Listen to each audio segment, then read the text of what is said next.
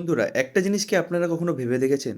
আমরা যেই জিনিসের জন্য সবথেকে বেশি এক্সাইটমেন্ট রাখি, যেই জিনিসটা আমাদের সবথেকে বেশি পছন্দের, আমরা ভাবি এই দিন আমরা এত এনজয় করব, ওই দিন আমরা এত এনজয় করব।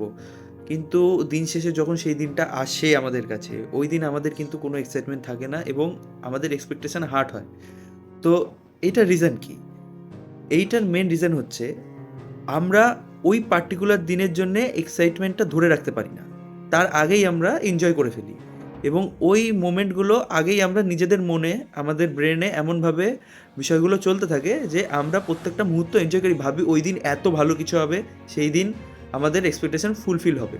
বাট আনফরচুনেটলি কী হয়, ওই দিনটা যখন আসে আমরা তখন আমাদের এক্সাইটমেন্টটা সেইভাবে মনের মতো করে আর এনজয় করতে পারি না। তো এক্সাইটমেন্ট ধরে রাখাটা খুবই দরকার এবং আ আমি মনে করি যে যদি আপনারা এক্সাইটমেন্টটা ধরে রাখতে পারেন যে, না ওই পার্টিকুলার দিনে যেটা হবে সেটা ভালো হবে, সেই দিন এনজয় করতে পারবো। তো ওই দিনে গিয়ে আপনারা বেশি এনজয় করতে পারবেন। আপনারা যদি আগে থেকেই বেশি ভেবে নেন, তাহলে ওই দিনে কি হবে? এনজয়মেন্টটা অনেকটা কম হবে। তো আমার ক্ষেত্রে তো এটা হয়, অনেক মানুষের ক্ষেত্রেও এটা আশা করি হয়। তো ব্যাস জাস্ট এই টপিকে একটা ভিডিও বানানো। ধন্যবাদ।